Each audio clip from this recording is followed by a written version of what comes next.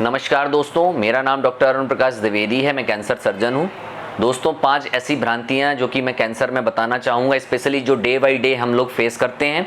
Number 1, यदि हम उसको टच करेंगे स्क्रैब बायोप्सी के माध्यम से तो वो फैल जाएगा। ये बिल्कुल गलत भ्रांति है।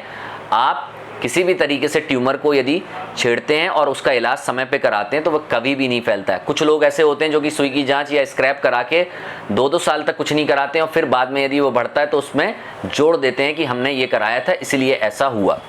नंबर 2, इलाज कराने से आज इतनी लाइफ नहीं बढ़ती है। आज के युग में जहाँ पे 3 मॉडलिटी के माध्यम से कैंसर का ट्रीटमेंट होता है, चाहे वह सर्जरी, कीमोथेरेपी, रेडियोथेरेपी, तीनों मॉडलिटी के माध्यम से ओवरऑल सर्वाइवल मतलब आयु काफ़ी हद तक बढ़ चुकी है, चाहे वह किसी भी प्रकार का कैंसर हो। यदि हम मुख्य कैंसर की स्पेशली बात करें, कीमोथेरेपी, सर्जरी, रेडियोथेरेपी का जो कॉम्बिनेशन है उससे हम लोग पेशेंट्स को अर्ली स्टेज पे लाइफ 10 ईयर 15 ईयर भी दे सकते हैं। थर्ड भ्रांति जो सबसे ज़्यादा है, कीमोथेरेपी लेने से पेशेंट को बहुत दिक्कतें होती हैं। यदि कीमोथेरेपी प्रॉपर तरीके से की गई है, प्रॉपर ऑब्जर्वेशन में की गई है और पेशेंट को प्रॉपर जो इंस्ट्रक्शन है वो दिए गए हैं और पेशेंट फॉलो करता है तो कीमोथेरेपी किसी भी प्रकार से लाइफ थ्रेटनिंग नहीं होती है। चौथी भ्रांति जो सबसे ज़्यादा पेशेंट अपने मन में डाल कर रखता है कि कैंसर एक दूसरे को फैलता है। दोस्तों, कुछ ऐसे कैंसर हैं जो वायरस से होते हैं, specially human papilloma virus, cervical cancer और ओरल कैंसर जो कि 5% होता है, इंडिया में वो भी कम होता है।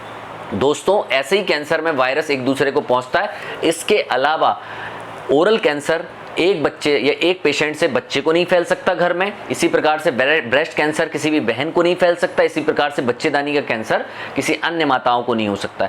ये भ्रांतियां हैं। आप अपने पेशेंट की दिल से केयर करें। आपको डर लगता है, आप ग्लव्स मास्क का यूज़ करें, पर यह कभी भी किसी भी व्यक्ति को नहीं फैलता है। 5वां, हम यदि वैक्सीनेशन लेते हैं तो हमें डर है कि ये कैंसर हो सकता है। ये बिल्कुल गलत भ्रांति है। वैक्सीनेशन कुछ कैंसर में बहुत कारगर है, जैसे कि human papilloma virus cervical cancer के लिए जड़ी बूटी है। 26 साल से पहले यदि यह कोई महिला लेती है तो उसके प्रोटेक्शन में काफ़ी हेल्पफुल है। Hepatitis B vaccination liver cancer के लिए बहुत इंपॉर्टेंट है। कुछ ऐसे कैंसर हैं जिनमें कि वैक्सीनेशन हेल्पफुल है, तो आपको लेना है और आपको अपनी सोसाइटी में बताना है। एक भ्रांति नहीं है, एक सोशल स्टिग्मा है कि यदि किसी को कैंसर हुआ तो लोग मिलने नहीं जाते हैं, उससे बात नहीं करते हैं, डरते हैं। जैसा कि मैं हर बार बोलता हूं कि मुझे कैंसर से बहुत डर लगता था, लेकिन मैंने उस ब्रांच को चुना जिसमें पेशेंट्स को मैं आज पेनलेस लाइफ दे पाता हूं, उनकी हर संभव मदद कर सकता हूं।